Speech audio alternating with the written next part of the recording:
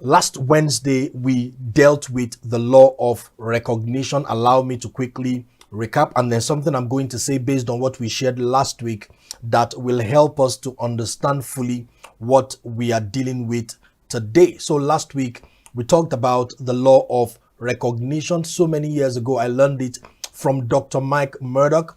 And like I shared with you last Wednesday, Dr. Mike Murdoch said, everything you need is already in your life, merely awaiting your recognition.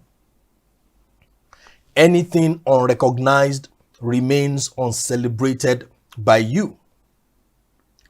Anything you refuse to celebrate eventually exits your life. And that was our focus, or that was the foundation for our discussion last week. From this law of recognition, I was able to draw about 4 implications, okay, as far as relationships are concerned from the law of recognition. And I said to you last week that every person you need is already in your life awaiting your recognition.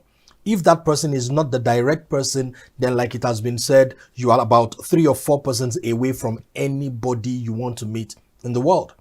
Whomever you do not recognize, you will not appreciate. Okay, when you don't see people for who they are, when you don't appreciate people, you can't see them for who they really are, you won't celebrate them, you won't treat them properly. And of course, it leads us to the third implication. People you do not appreciate will eventually exit your life along with all their benefits.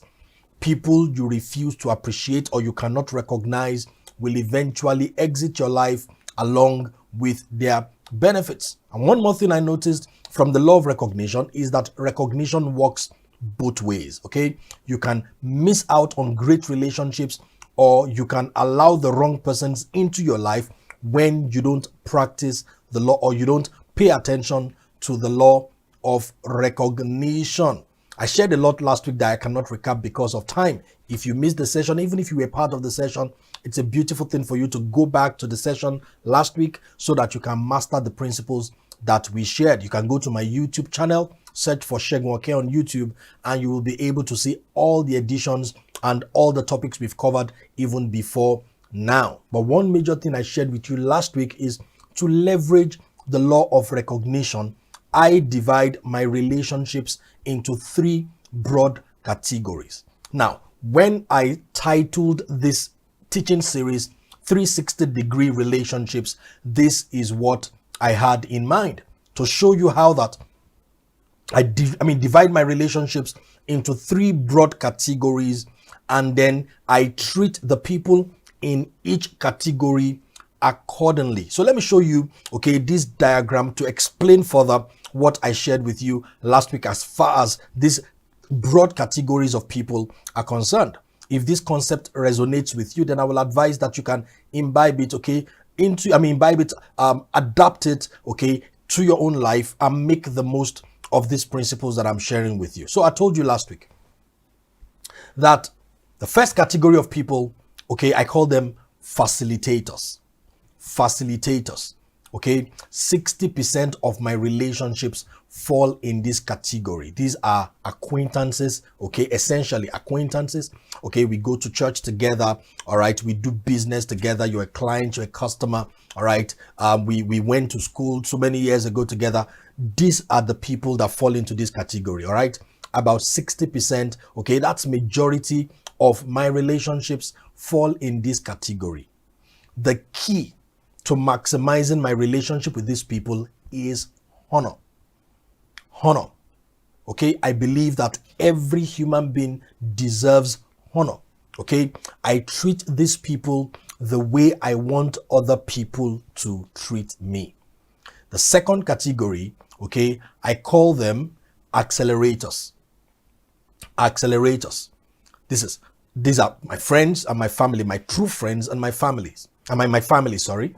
30% of my relationships fall in this category.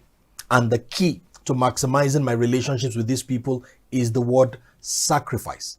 When it comes to the people in this category, okay, let me back up a little bit. For facilitators, our relationship must be mutually beneficial. In other words, when I'm trying to make a decision about a facilitator, I ask myself, what is in it for me and what is in it for this other person? My target, okay, my goal when I'm relating with my facilitators is a win-win scenario, okay? 50-50, all right? You get what you want, I get what I want. But when I get to accelerators, okay, these are friends and family. The key word here now is sacrifice. This is the reason why you cannot have more than 30% of your relationships in this category. Because when it's time to make a decision about these people, you consider only what is in their best interest. That's why the word sacrifice is used here. And of course, the third category I call elevators. Elevators, okay?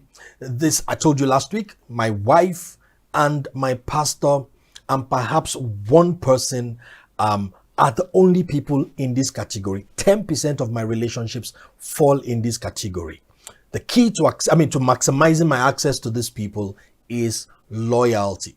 When it comes to people who are in this category, I don't think about anything except their best interest. I don't even think at all. Whatever is required of me, I am committed to them till death. Okay? Those are elevators. All right? Facilitators make your life move forward. Okay, they make your life move forward. I told you, facilitators are the ones who make you money. Okay, it's with facilitators you make money. Your accelerators, that is your friends and family, they are the ones that keep you grounded. They are the ones that give you emotional support. Okay, they have goodwill for you. They support you every step of the way. And of course, elevators, these are covenant relationships. Okay, these are people that God practically uses, okay, to help you to continue to scale in life. All right. The reason why I divide my relationships this way is so that I can treat people the way I am supposed to treat them. One thing I want you to notice is how that the minimum level is honor, and it's very important. The minimum level is honor. Okay. And then after that, we go to sacrifice, and after that, we go to loyalty. I needed to remind you of this concept because today we are talking about the gift of conflict.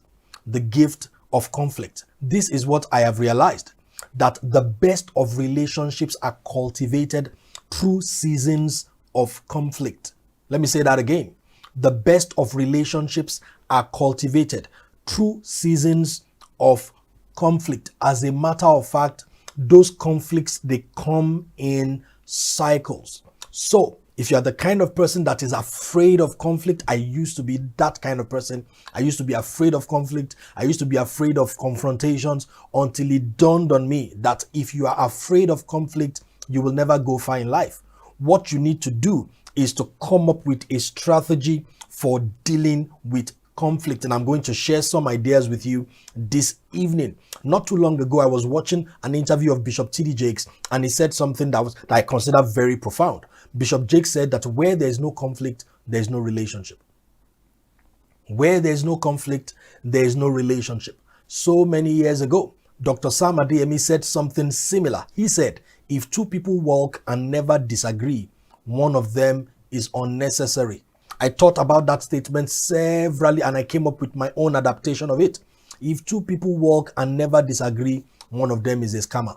Okay, it means one person is intentionally keeping quiet and allowing the other person to have his or her way because of what he considers a benefit. So the person that does not conflict with you does not necessarily does not necessarily love you. The person perhaps has something he or she thinks they are going to gain by deceiving you into thinking all is well. The big idea I came to share with you tonight is this. Conflicts are inevitable. Okay? Conflicts are inevitable. If you are going to be in relationship with people, you must have a strategy for dealing with conflicts. Okay? No conflict, no relationship. No conflict, no relationship. For you to understand what I'm talking about tonight, I'm going to share with you 5 benefits of conflict so that you can open your heart to conflict, so that you can embrace conflict from today, so that you understand, look, conflict is not negative, all right? Conflict is necessary. Let's look at 5 benefits of conflict this evening. Number one, conflict reveals true perspective. Conflict reveals true perspective. How a person truly sees you and feels about you. What the person actually thinks about you is revealed in conflict. Let me say it this way. When people are angry or upset, they treat you the way they see you. And that's why you want to pay attention to what somebody says to you when they're angry. They can't pretend. When they're angry, when they're upset, they can't pretend. Okay? The way they really see you will come out. All right? That person's perspective towards you will show when they conflict with you. All right? Conflict reveals true perspective. Number two, conflict reveals character. Conflict reveals character. In the heat of passion, it is difficult to pretend. The real person comes out. Okay? A person's consistent behavior in times of conflict is a true reflection of their character. I need you to understand the difference between the first, advantage or the first benefit and the second benefit. The first benefit is what a person truly thinks about you or how they feel about you is revealed when there's conflict or when they are upset. Secondly, the second one now says conflict reveals character. In the heat of passion, people find it difficult to pretend. So their real character will come out. In the first instance, what they really think about you is revealed. In this second instance, their true character will come out. You see, when somebody wants you to think of them in a certain way, they intentionally behave as such that you know, in a way that is consistent with the impression they are trying to make of you, make on you. But when there's conflict, when they are upset, their true nature comes out. Now watch this. When I say conflict, I'm not talking about when the person is necessarily in conflict with you. When a person is in conflict with anybody in the heat of passion, their true character is revealed. And this is what I'm trying to say. You go to a client's office and he gets angry with his staff. Okay, the way he treats his staff when he is angry is the way he's going to treat you over time when you become familiar. So everything you observe, when even it's not involving you, okay, about somebody in conflict in a difficult time is a reflection of their character. Let's look at principle number 3. Conflict exposes the truth. Conflict exposes the truth. You know, in a time of conflict, we begin to investigate. All right. We begin to ask questions. All right. Issues that we would have ignored in times of peace, we begin to investigate in times of conflict. And when we dig deeper, the truth emerges. Okay, that's one major benefit of conflict. It's possible for somebody to be deceiving you, to be lying to you. If there's, nothing goes wrong externally, you don't know you are being deceived. But the moment you notice, inconsistency, the moment there is conflict, you begin to question, you begin to investigate, you begin to look beyond the obvious. When you begin to do that, the truth will emerge. Okay, that's one benefit of conflict. You relate with somebody, you want to get to the bottom of anything, allow conflict. Because the moment conflict comes into play, all right, we're going to begin to ask questions. And as we ask questions and investigate, the truth of the matter will emerge. Principle number 4 is very important. Conflict promotes clarity. Conflict promotes clarity. You know what happens when we conflict? All right, we begin to go back and forth, arguing back and forth. Now, in the process of presenting and representing our individual positions on a matter, ambiguity will give way to clarity. Let's look at a typical husband and wife situation. Okay, the man sees it this way, the wife sees it this way. When they are arguing or when they are having a passionate conversation, what happens is you state your position and then I state my position. You state my position, I state your position. After some time, your perspective on the issue, okay, is repeated. And through repetition, I come to understand, okay, look, this is how you feel about this matter, okay? Because I also repeat myself just to convince you about my perspective, because you are hearing it over and over again, you gain clarity over the matter. I remember so many years ago, myself and my wife were just friends. Now, my wife is adventurous when it comes to food.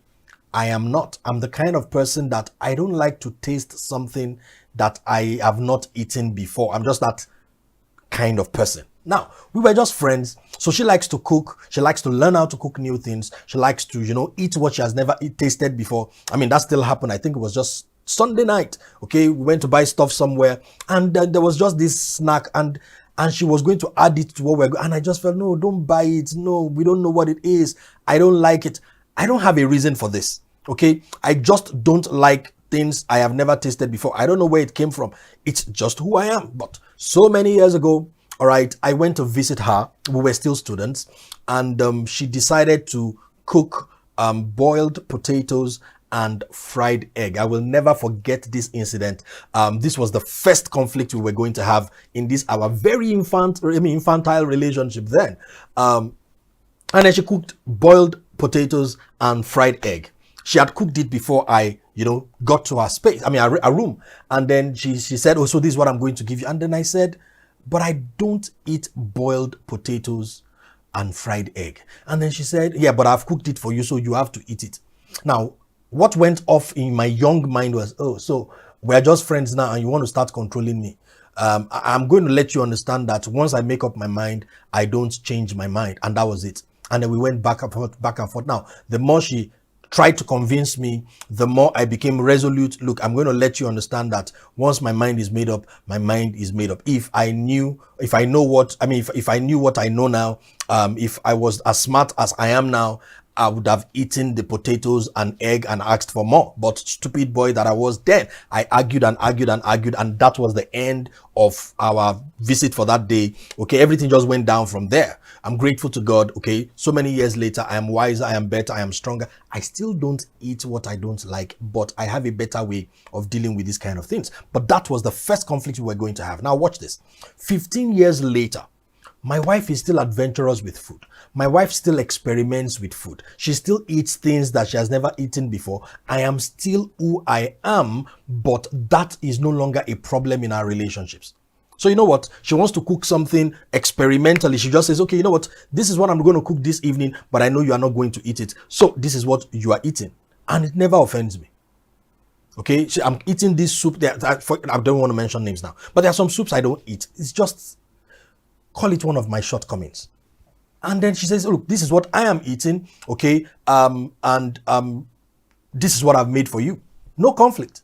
Now, there are meals that I love to eat that she does not like to cook.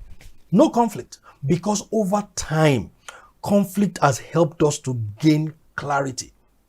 And for people who are in young relationships, what you need to understand is there's nothing wrong with the conflict.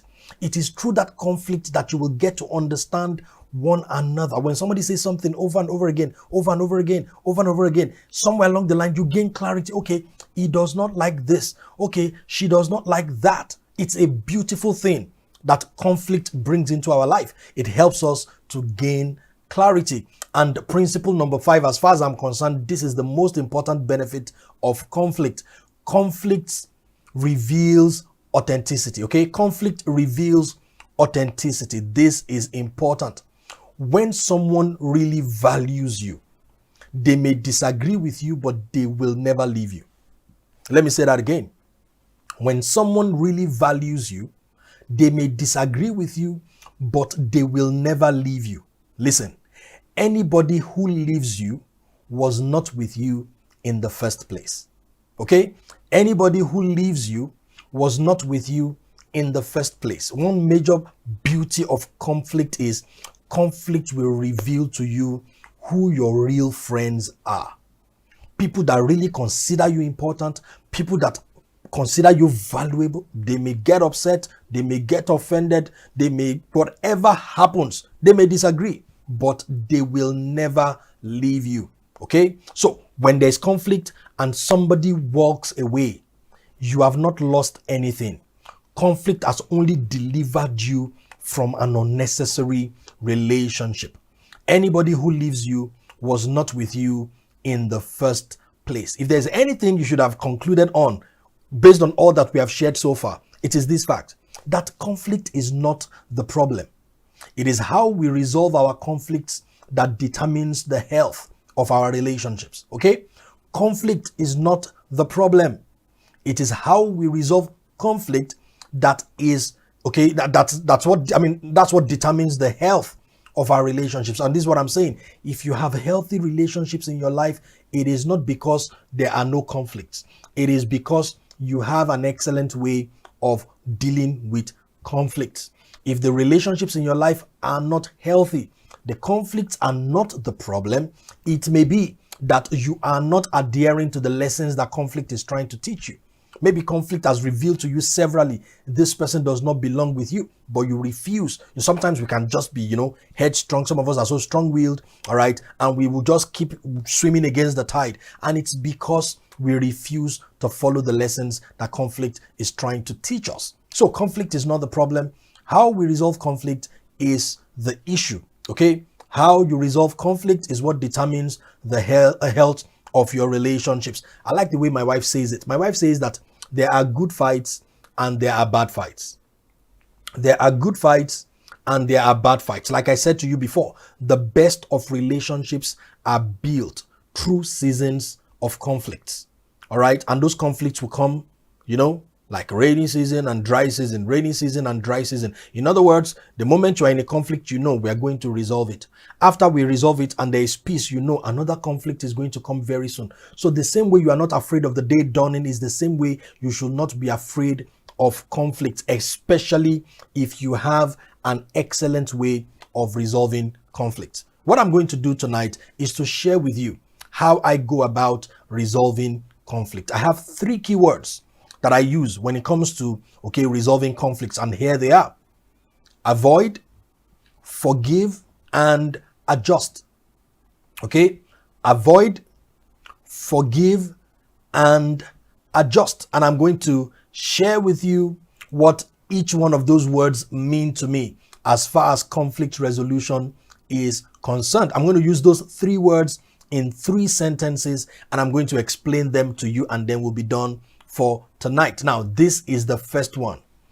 When you can help it, avoid conflict. Okay?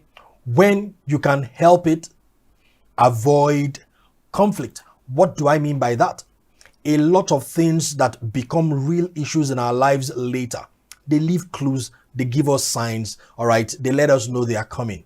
The challenge is when we ignore those signs, then big conflicts emerge. So I say, when you can help it, because a lot of times you can help it. When you can help it, avoid conflict. In other words, it is possible for the conflict not to happen. Let me explain myself. Don't give access to people who can't handle it. That's the starting point.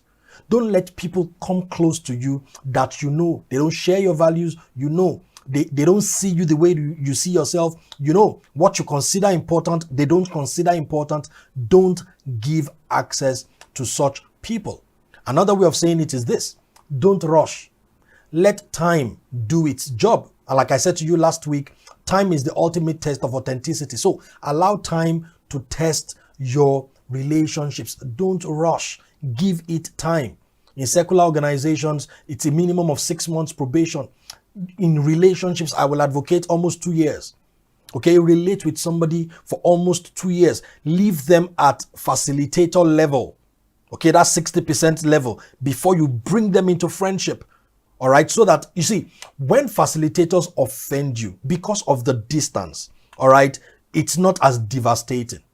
It's painful, but not as painful as the blows from a friend. That's the reason why you don't want to rush your relationships. Another thing I'm going to say to you is, don't ignore your red flags. Okay, don't ignore your red flags. I'm talking about signs of inconsistency. Okay, when you see negative patterns in a person's life, even when they are not yet close to you, you want to make sure you keep them at arm's length. That's how you avoid conflict, by making sure that certain people don't come into your space. Okay, let me give an example of what I'm saying. I think it was almost 2 years ago, thereabout, we were running an interview, okay, because we wanted to bring in some new staff into our organization, and quite a number of people came for interview. Now, one particular guy came, all right, he was smelling a little funky. He was putting on, what's it called, leather slippers to an interview, and when we asked him, why are you looking like this, and then he came very late.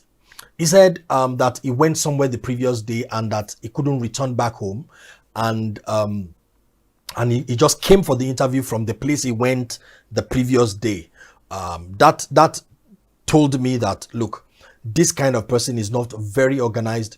This kind of person does not understand what excellence is all about. If we employ this kind of guy, he will give us a lot of headache. Okay, it will give us a lot of headache. And so that was, I mean, we did the interview and we just said, oh, we're going to get back to you. You see, somebody would probably say, but you don't know, maybe what he's saying is the truth. Maybe whatever it is, it's better to avoid trouble, all right, than to bring the person in and then the person gives you headache that you did not envisage. All right, that's one of example of, you see, somebody does not share your values. You know, no, this kind of person cannot, okay, work with us. Let me give another example. At another time, we had another interview. This young man came for the interview and I asked him a very simple question. What do you know about our organization? And very honest young man, he said nothing. I said, did you check out our website before coming for the interview? He said no. Okay, I said thank you. And then we asked a few other questions. See, in my mind, that was the end of the interview. If you don't care enough to find out about the organization, to find out what the job is about, to find out whether there is a fit between your skill set and the role advertised, or you just came for the interview. See, that tells me you are very selfish. You are here for the money. You are here for whatever benefit you think you can get. You are not interested in the organization. All right, those for me are red flags. When a person shows up for an interview and you come late, or somebody shows up for an appointment very late, and you don't send a message ahead of time to say you are running late, you don't apologize ahead of the appointment that you'll be running late, that tells me this person does not share my values. So I don't give such people access. Another thing I'm going to share with you or say to you, if you want to avoid conflict, is to maintain healthy boundaries. Okay, maintain healthy boundaries. Define your relationships as early as possible, and as the relationship unfolds, don't get carried away. If you say somebody is a facilitator, don't treat them like an accelerator. Don't give them accelerator rights or accelerator experiences. If somebody is an accelerator, don't treat them like an elevator. Let purpose define your relationships, and let purpose govern how you execute your relationship. That's how I use the first word, avoid. Okay, when you can help it, avoid conflict. And the easiest thing to do is to what? Don't even let the relationship start. Don't let the relationship happen. Okay, because conflict will come and you may not be ready for what the person is bringing.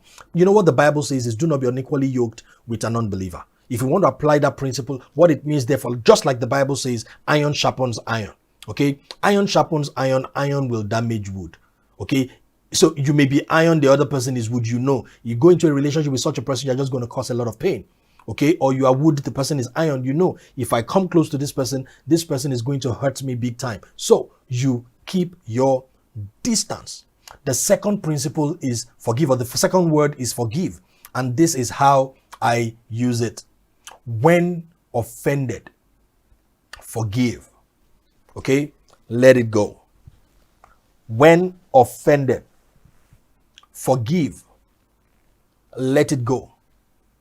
I must quickly say that when you are the offender, okay, make it right. Because it's not all the time that you are the offended. A lot of times you are the offender. When you are the offender, okay, make it right. Apologize.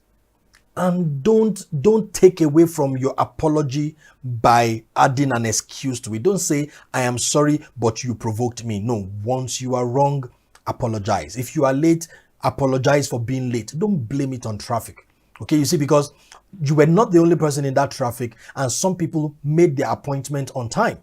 All right, especially if you live in a city where the traffic is commonplace. You don't give excuses when you are making an apology. So when you are the offender, okay, make it right. Apologize. For the purpose of our discussion, however, we want to focus on when you are offended, okay? Forgive. Let it go.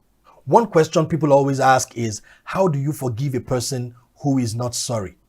How do you forgive a person who is not sorry? This is how you do it. When you realize that you need to forgive that person, more than the person needs to be forgiven, you will forgive. Let me say it in another way. Forgiveness is actually a gift that you give yourself. I remember so many years ago, Bishop Jake said that unforgiveness is like drinking poison and expecting somebody else to die. You need to understand you are the one with the hurt. You are the one with the bile. You are the one with the poison. Unforgiveness in a person's heart does not affect the offender.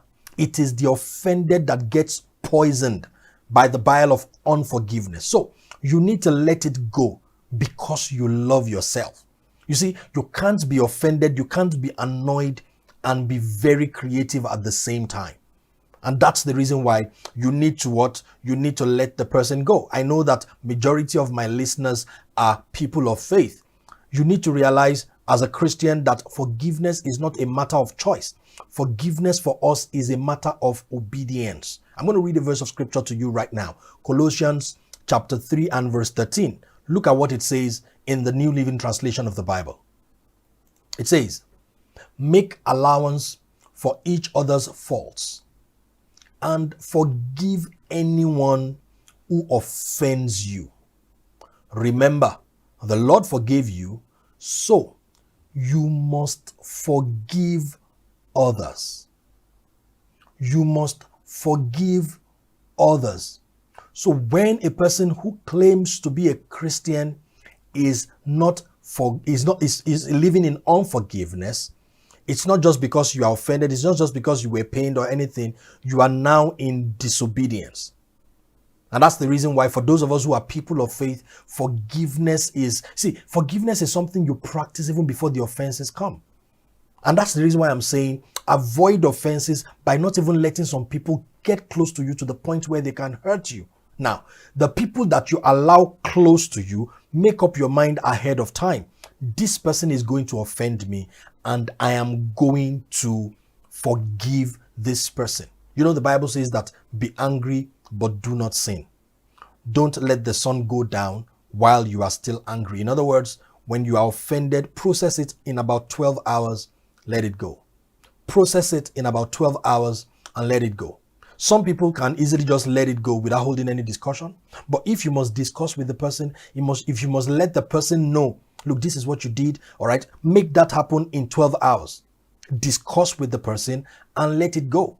But the reason why I always talk about forgiveness first is because talking about it does not guarantee that the person will agree with you or that the person will be sorry. Sometimes some people don't see what they did wrong or what they are doing wrong until some months later, or some people years later. Some people never see it. They just feel it's your perspective against my perspective. So what do you do in such a moment? Is that you must realize that healing is in forgiveness, not in apology.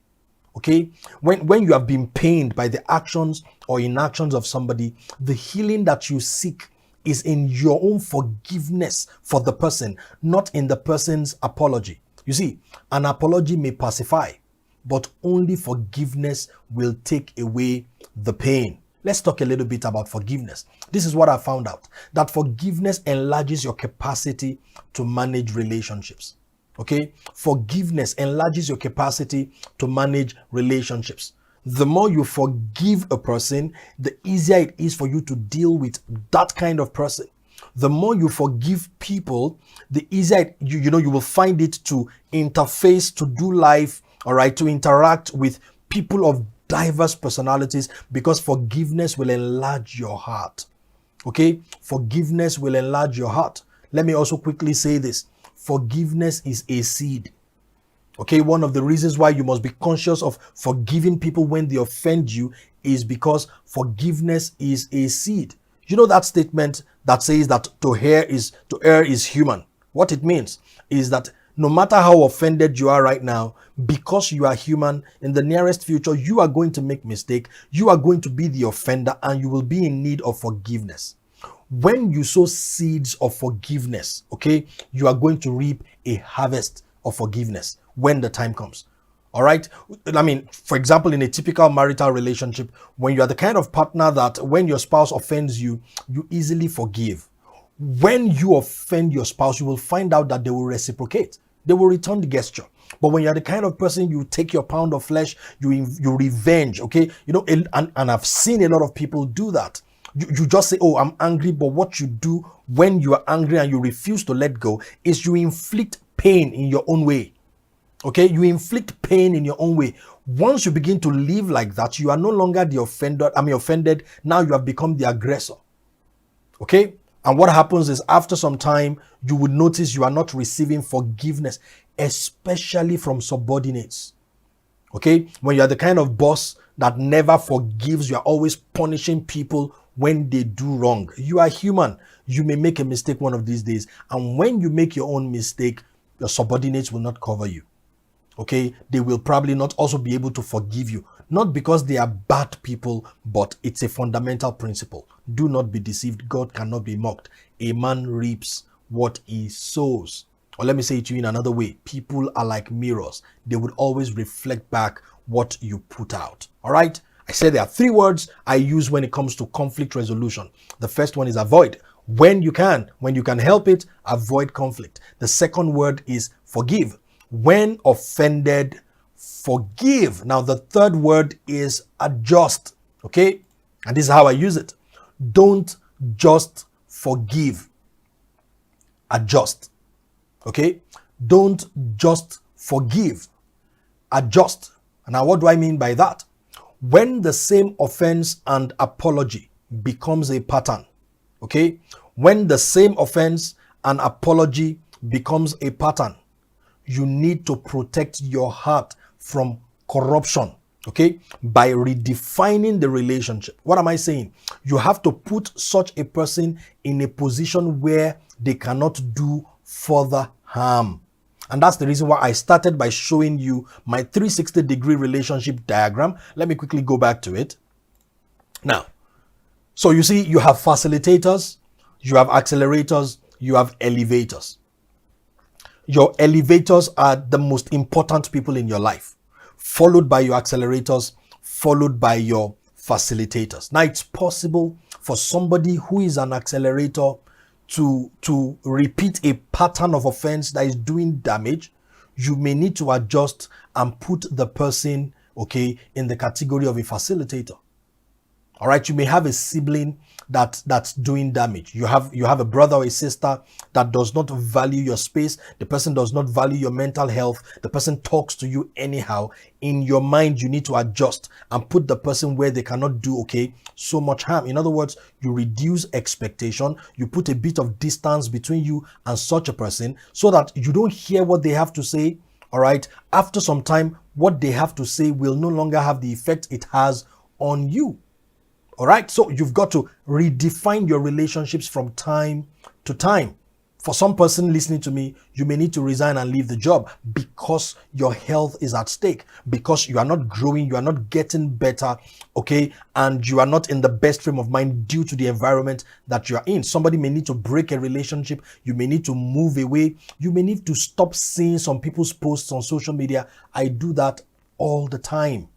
All right, when I notice somebody's posts, just rubs me off wrongly, or you are fond of just posting vulgar things, okay, posting things that are things that are not healthy for my consumption.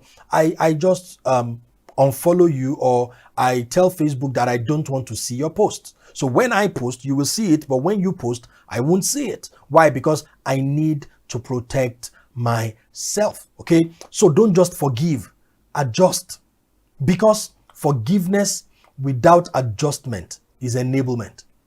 Forgiveness without adjustment is enablement. When you forgive somebody and they have not changed and they are still causing pain, they are still hurting you, and you don't remove yourself from that environment, then you are enabling the person. What you are doing, okay, eventually will breed codependency. All right, the person begins to say, oh, thank you for understanding that this is just my weakness. Thank you for loving me the way I am. And the person continues to misbehave. And then you begin to feel like, you have that messianic syndrome. You love the feeling of, yeah, I can forgive you. I can accommodate you. I understand. No, you don't do that. You don't do that. When you place a lot of value on yourself, what the Bible says is do not cast your pearls before swine. Anybody that does not value you should not have access to you. As I round up this evening, don't forget all that we have said, all right? Conflicts are not the problem. It is how we resolve the conflicts that determines the health of our relationships. Where there are no conflicts, there is no relationship. The best of relationships are built through seasons of conflict, all right? And the three keywords I've given you this evening, of course: avoid, forgive, adjust. Okay? Avoid, forgive, adjust. And that's where we round up this evening.